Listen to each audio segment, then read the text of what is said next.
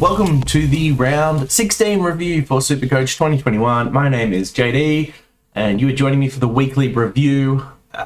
24.86 for me this week, taking me up another 67 points. On the surface, looks like a great score, but really quite disappointing, and we will jump into why straight away. If you could, 9 out of 10 legs. It just doesn't feel that good. I mean, if you could pick one person to captain from the midfield and one vice captain, I managed to pick the two worst for the round. Oh, it's so bad. I was saying all week to those in the cord that my VC would have gone to Steele had the Sunday games not really been overlapping, and sure enough, they overlapped. So I didn't go there because I wasn't able to. I didn't have the time basically to sort this out, and I'm not sure I even had a loophole to begin with anyway. And so, yeah, this was a really big fail. I mean, you know, an extra 70 points takes my score up to like a 25.50. That's like would have been a really big jump. But it is what it is. So this is going to be a pretty quick week review. A quick review for the week. Not a good start. That's all right. We do it one take. Only ever one take. Thought straight off the top. Honest as they come. That's how it is. In the process of moving, actually, so spent Saturday and Sunday, all Saturday, Sunday, getting ready to move. This is the last time I'll ever be recording from this location, and as a treat, I've actually pulled the old curtain up here. A lot of people think that's a wall, but it's not. These are windows to outside onto the balcony, but normally I don't have it open because the reflection, as you can see, and the lighting, like the glare, it's not good, but special treat for the last time recording here. As a result of doing a lot of that housework, I got to watch the Thursday, Friday, and Saturday night games, but outside of that, it was either listening or not really watching. So there's actually a lot of players I probably can't comment on the performance of too much, but we'll have a crack anyway.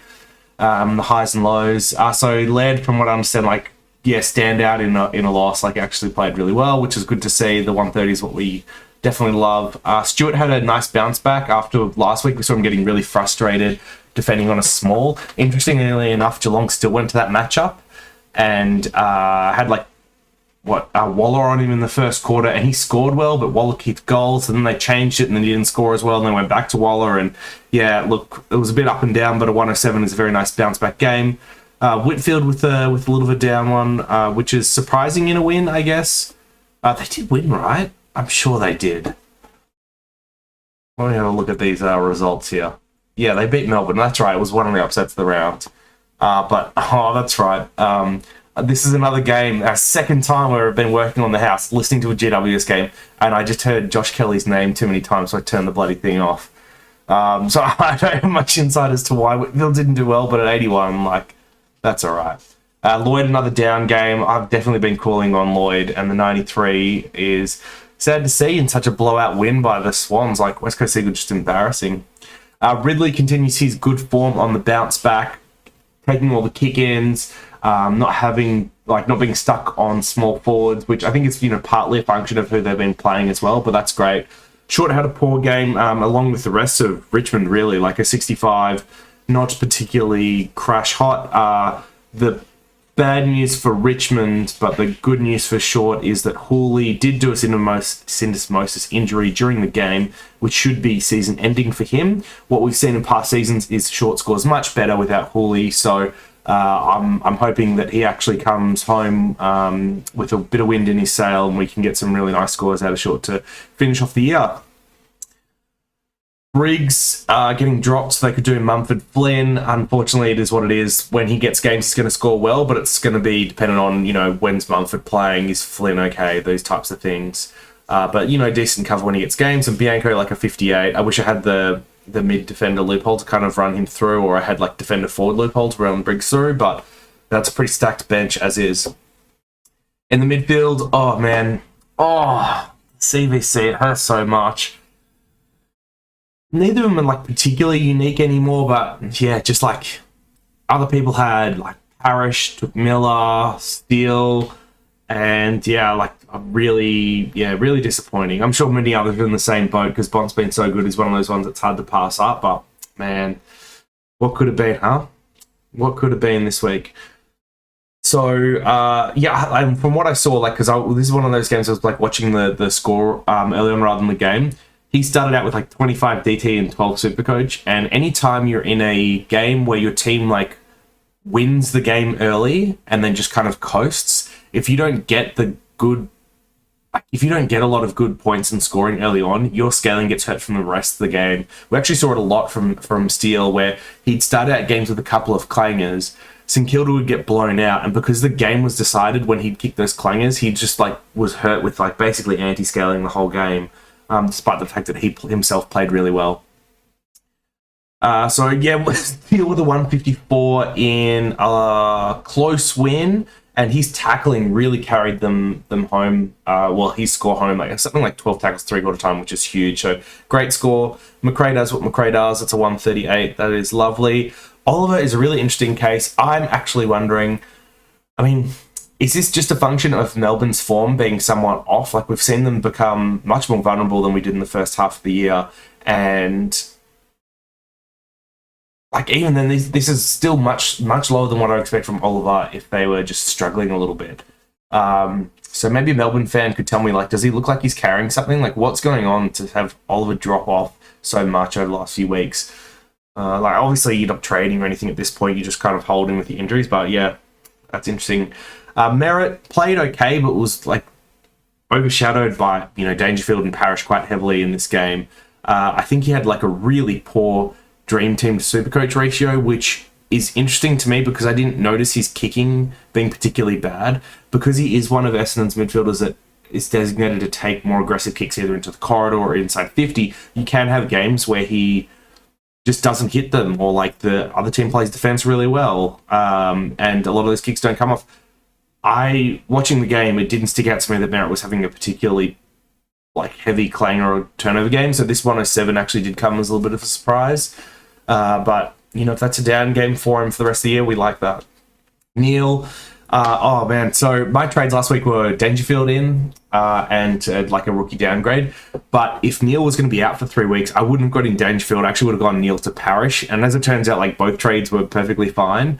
But yeah, Neale with like a lot of thanks to everyone that messaged me. By the way, there was a lot of people that knew as a Neale holder, they were sending me the info as it dropped. I think by Sam Edmund that he was going to be out for at least 2 to 3 weeks with a calf injury, and then the club came out and said, "Nah, not really." And I think Jared Lyons before the game said he had like just a bit of a strain. And the word from the club, or at least the word that I heard, was they decided to, instead of him travelling, just hold him out, make sure the strain was fine, make sure his shoulder was fine, and then he'd be good to play next week. He passed the medicals, and he himself wanted to play this game. I think it was the club's decision to like just get him cherry ripe for the rest of the year. So hopefully that's just one game missed. And look, it is disappointing from the Supercoach perspective, but if that means he's back to like 130s, 150s next week, that's going to be huge for me, because he is like a somewhat unique midfielder for me. I think he's only like 20-30% in the top 1,000. They have St Kilda this week, which should be a pretty good matchup, but it is always disappointing when he comes up against someone like the Crows, the Crom, when you expect him to score well and instead, he's a laid out. That's frustrating. And then Walsh and Brayshaw played against each other. They were both really good. Great seeing like young talent on display. Sam Walsh with that last goal at the end was just freaky how he was able to do that. That was an absolute highlight of Saturday night, that goal. And Brayshaw was just everywhere. And I'm loving the 130s I'm getting from Brayshaw, but man, the time on ground thing is still so confusing that how many seasons in must have been like 4, 5, 6, and he still can't get above like 75% time on ground. He could be banging at 150s every week if he could get up to like 85, 90% game time. It's crazy.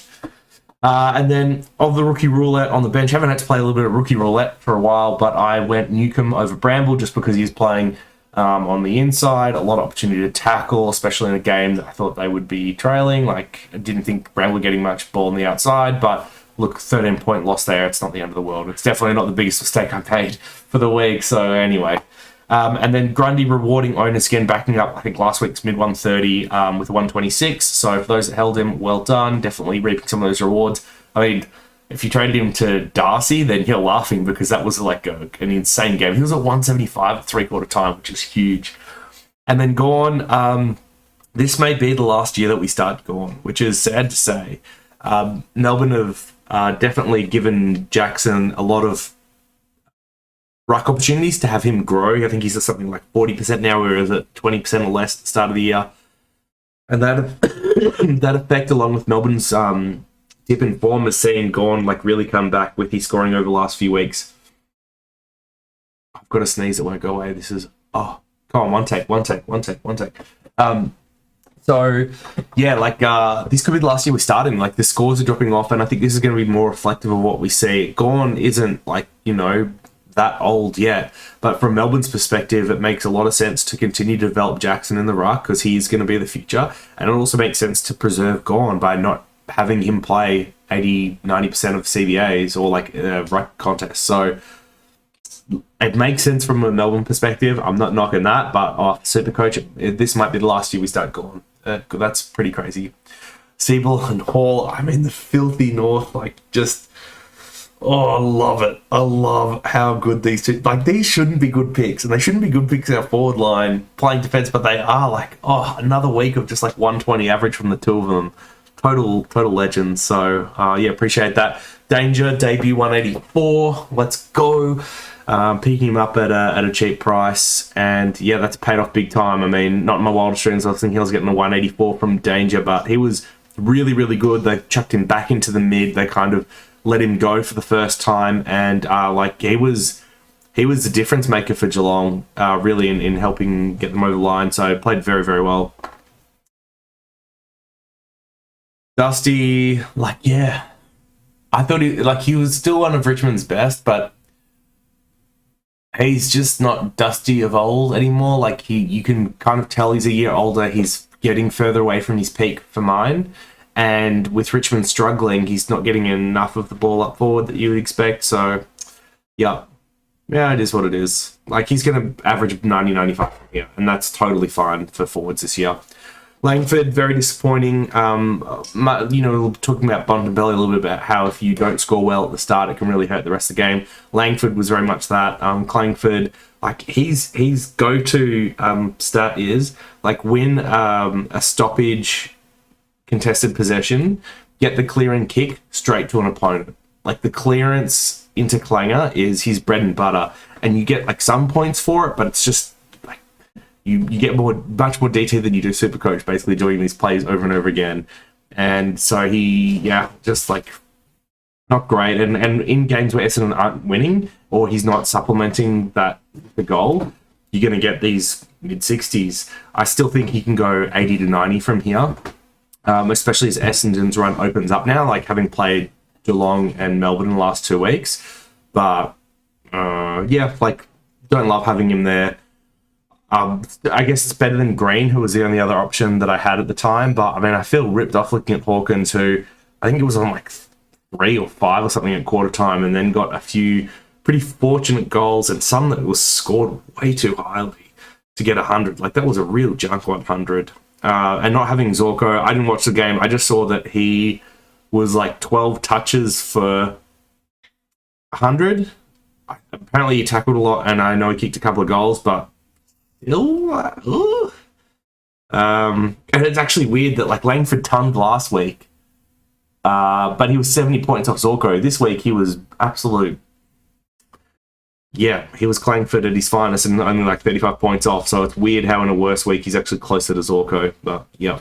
And then Dale was great. From everything that I read, the worry there was that with Norton going down with a concussion that Dale was going to be swung forward. I'm not sure if he actually did get swung forward. I know he kicked 2 goals, but then fan footy still had him playing off half back. Either way, 111, and if Norton is out, I assume they'll just replace him with another tall forward and Dale will be able to play down back. The forward bench just popping off this week. CCJ, obviously the calf injury, so he's going to be out for a little bit. And this is really frustrating because I didn't need his money. I know a lot of other people were. And a lot of people really got burnt by this Danger CCJ combo because like you were waiting for the last little cash and then him to stay about the same and then you could do the trade. And instead, he's gone down on money and Danger went up 35. So I feel for you guys, like that's really rough that you got like super screwed.